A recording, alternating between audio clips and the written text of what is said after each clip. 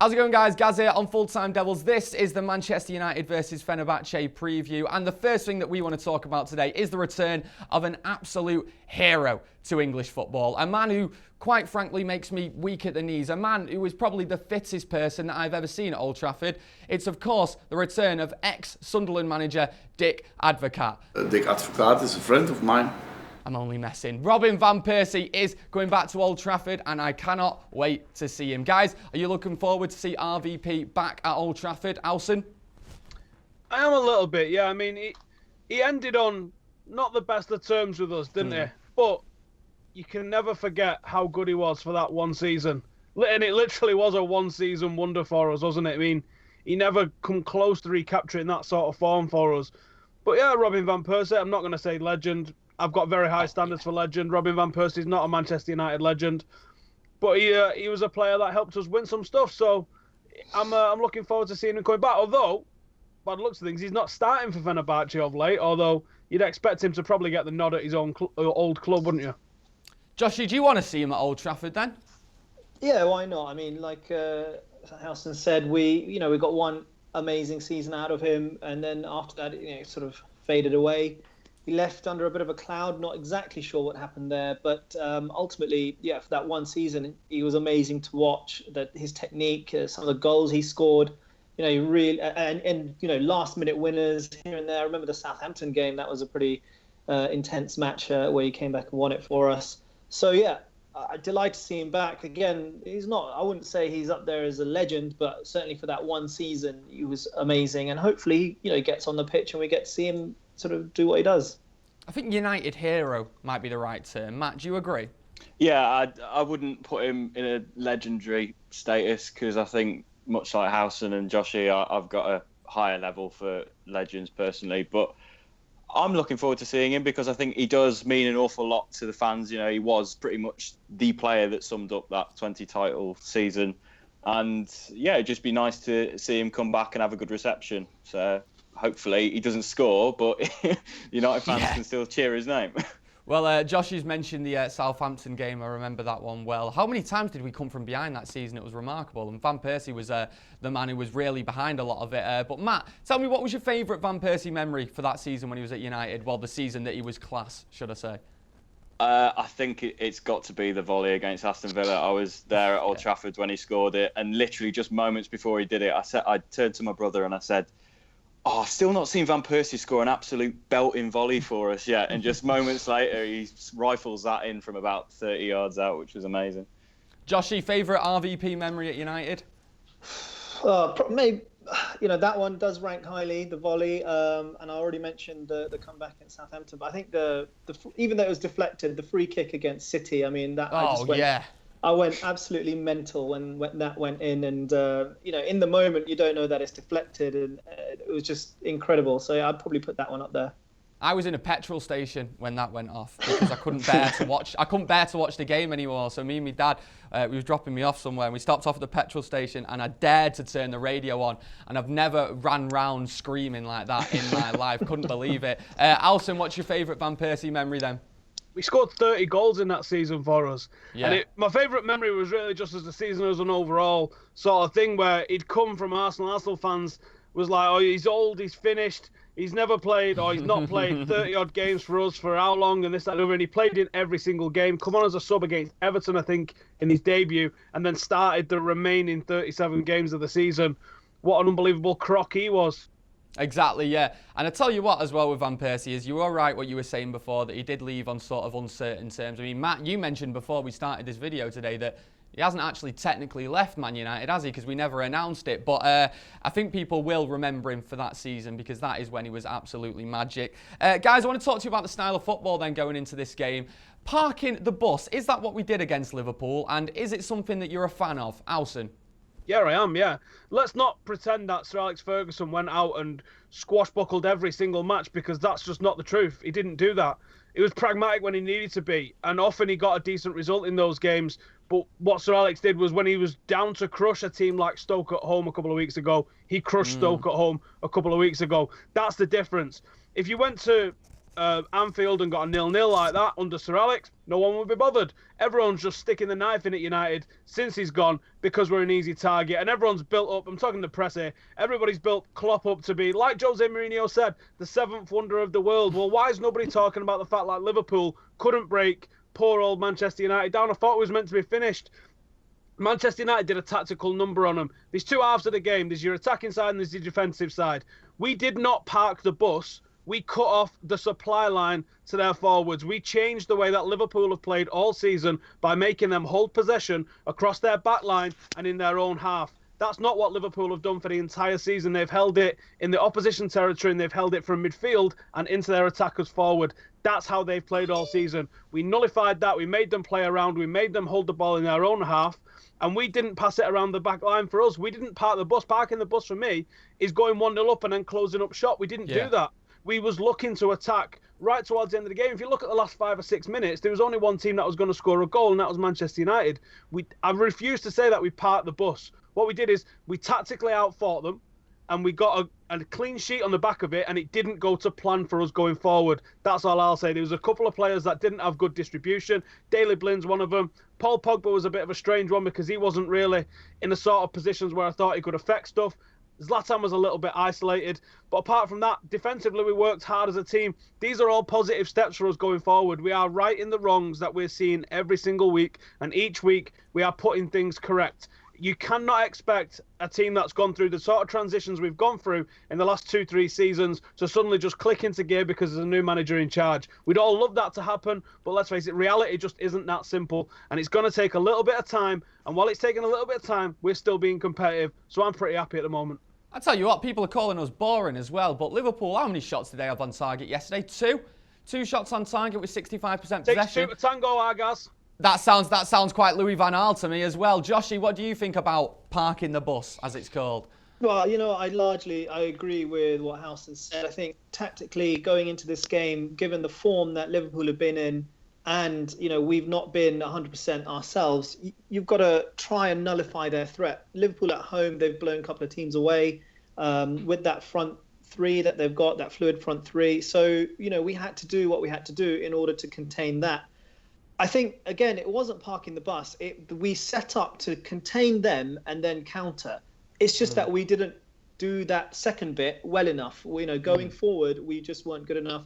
We had some poor touches from Rashford. He's young. He's going to try things, but at the same time, that did happen. There were some poor touches there. He sort of ran it out of play a couple of times.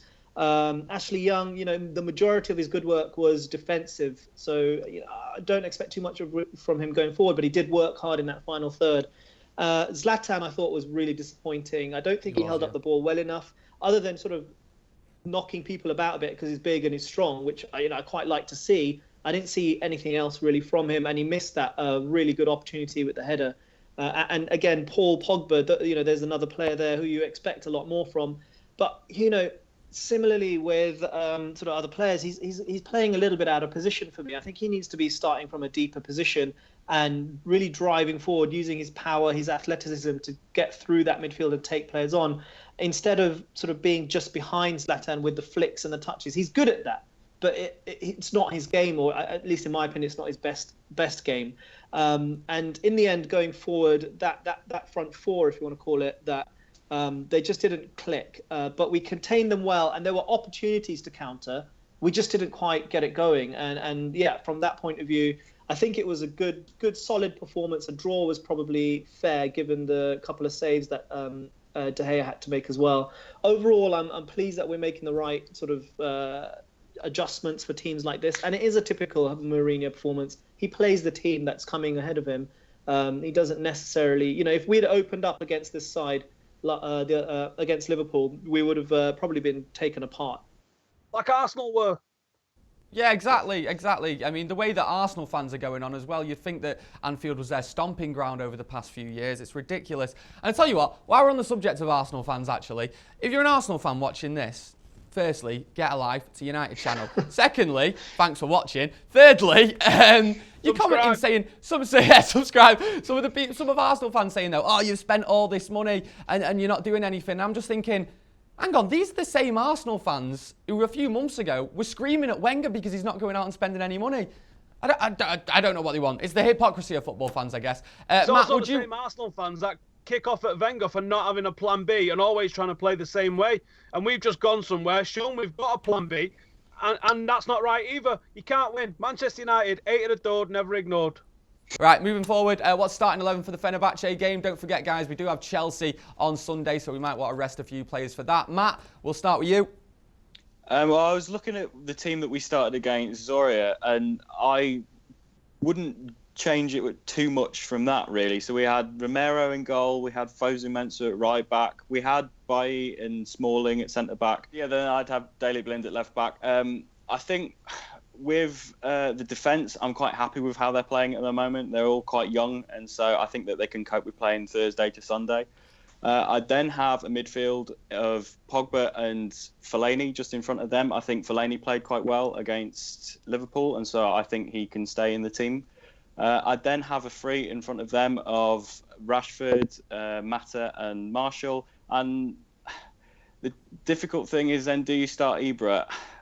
I think you should, because I think that he needs to have a game where he can score a couple of goals, and that might just help him get a bit more up for it to then play Chelsea. Because I think if you take him out the team, is he then going to be a bit rusty when he then plays against Chelsea? I don't know. I think that I'd like to see Rashford. I'd like to see Zlatan, start against Fenerbahçe. Yeah, I know it is an interesting one actually, seeing whether we play Zlatan. What is he now? 35? Yeah. Can he play 3 games in such a short period of time? We'll wait and see. Joshy, who's in your 11? So I actually gone completely different, because I think it's we've had an intense game on a Monday, so it's a Monday night, not the Sunday, so that's a big difference. And then another really intense game on the Sunday against Chelsea. So these are big games, and I would be tempted to bring in some of the fringe players, and we're not talking about really poor sort of players. We're talking about internationals. So I would be looking at bringing in the likes of Schneiderlin into midfield, maybe even Carrick as well. Memphis, he seems to be do better in the Europa League as well. But so if we're looking at the 11, Jose seems to want to rest De Gea for the Europa, so I guess Romero would come in, but I'd be happy with De Gea in there as well, because I don't think the goalkeeper is a massive issue with 3 games. Fosu Mensah at right back. Centre backs, 2 of Blint, Bailly and Smalling. So I'd probably go Bailly and Smalling, because they're the ones that are the current partnership. Luke Shaw is fit, I believe. He was on the bench last night, so I would probably bring him back in to the side, get him some minutes. Schneiderlin and Carrick in central midfield. I think Herrera and Fellaini were excellent, but particularly Herrera covered a lot of ground, and he's going to be key against Chelsea. I'd definitely rest Herrera. And up top, I would bring in Memphis. If Martial is fit, I would probably start him as well, and Lingard. So, and then Rashford. So that's the front four, nice young front four that can sort of interchange positions. It'll be a slightly different setup to what we've done for the rest of the season, but I think it'd be quite nice to see the 4 of them, see how they dovetail with each other. They can switch positions. They all of them can play across the sort of left, right, and centre. So I'd be quite interested to see how that works. That type of lineup works out. Although I'm not sure it will happen, it's something that I would like to see. I mean, it's not even a bad team at all, and you talk about putting in the fringe players, but if United were to drop points in this game, essentially, against Fenerbahçe, then I don't think we can have any excuses based on the 11 that we put out, because I don't think there's an 11 that United can put out that is a worse team than Fenerbahçe. Halson, who are you putting in your team? I'm going to go for heavy rotation, same reason Yoshi just said. I want to see players rested ahead of the game at Chelsea on Sunday, because the league's the most important thing at the moment. If we won the League Cup, the FA Cup and the Europa League, and City won the league, is anyone going to be happy about winning all those cups? Because I know I wouldn't be. The league is the most important thing for us at the moment. So, big game on Monday night against Liverpool, big game against Chelsea on Sunday.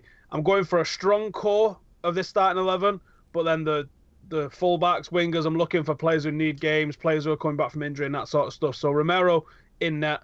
A back 4 of Joe Riley at right back, because I thought he didn't let us down at all. Didn't put a foot wrong last season when we saw him. Too good for the under-23s. Needs to step up. This is the perfect opportunity. He's not gone out on loan. If he's still around the club, let's utilise the guy. Give Tony Valencia a rest. He was fantastic against Liverpool. He needs another solid game like that. And I think Darmian looks like he might as well be sitting out and playing Clash of Clans with Schweinsteiger at the moment, because he looks like he's going to be getting a game anytime soon. So play Joe Riley, someone who's likely to have a future at the club.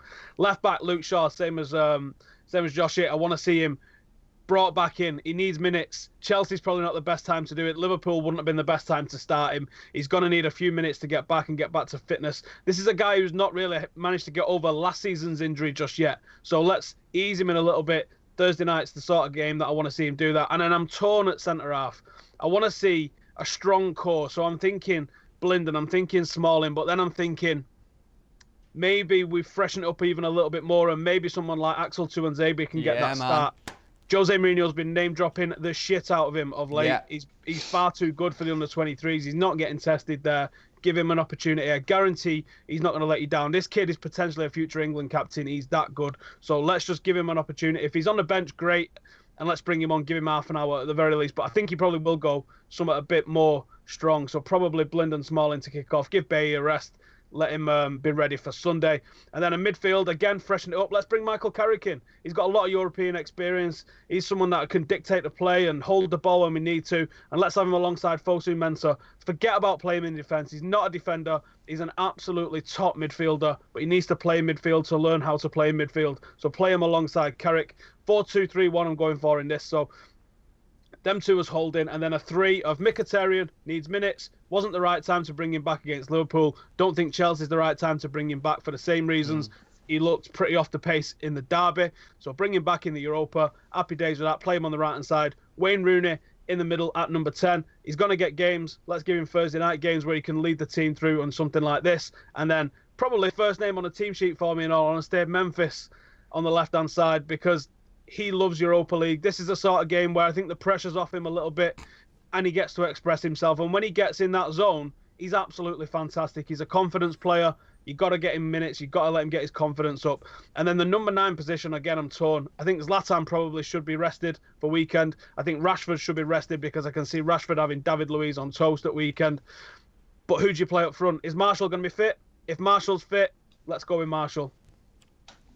Now on to my favourite bit when it comes to Europa League previews, the opposition, because no one really has a clue. So let's see who's done the best Googling today, shall we? Joshy, let's start with you.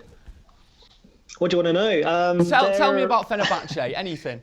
So struggling this season under the manager, Dick Advocat. I think 9th in the Turkish league. They're not really banging in goals.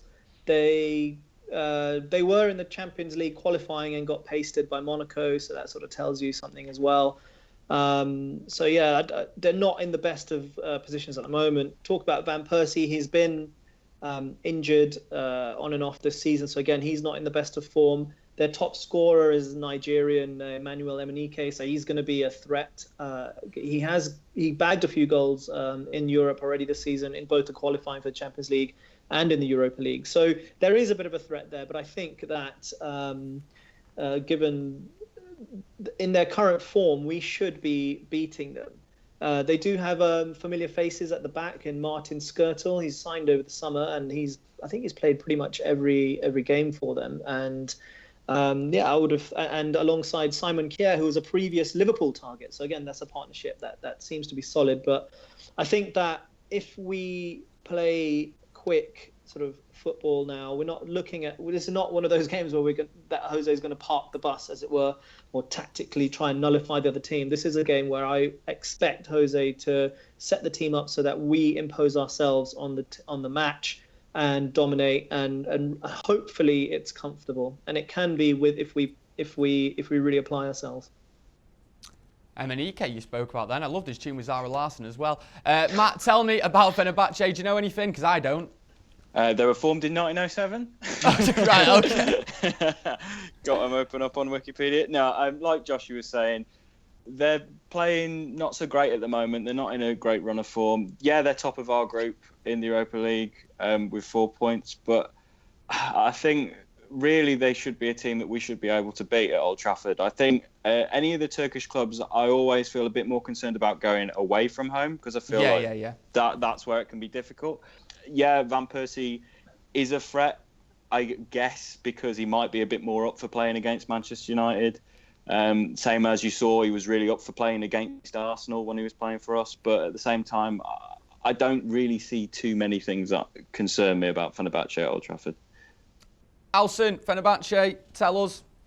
They're going to come and play 4-3-3, I think. That might evolve into a 4-5-1 when they're defending. Like I said, Robbie Van Persie, don't think I'll expect to see him start. He's only started once for them this season. They've got Skirtle at the back, who looks pretty solid for him. They're getting a lot of draws, so they're not easily beaten, but they're not going and winning games either. So it could go like Stoke, in all honesty, where we completely hammer them and they come away with a 1-1 win. Don't do that to me. Don't do that to me. Right, we are going to play a load of fringe players in this game. We all know that. But what's the final score going to be? Alison, what are you saying? 1-0. 1-0. Yeah, probably sounds about right, to be honest. Joshy? I'm going to go 2-0. 2-0. That's confident. Matt, are you being even more confident? We're going to get a 3-0? No, I'm going to say 2-1. And Yeah, I can see Fenerbahçe scoring first. Yeah, to be honest, mate, I can see it as well. I can see it a boring 1-0 or a scrappy 2-1. But since you two have both said that, I'll go for something completely different and I'll say 3-1. Sod it. We're It's going to be 0-0 at half-time, though. That's the big one. Oh, it's definitely going to be 0-0 at half-time. But sod it. We'll see what happens. Anyway, guys, get in your comments below. If you agree with any of us, if you disagree with any of us, get in the comments below and tell me about it. Give us a subscribe, give us a like, do all that shiz. He's been Alison, he's been Joshy, he's been Matt. Don't know if I'm pointing in the right places, but I've been Gaz. This has been Full Time Devils. Laters.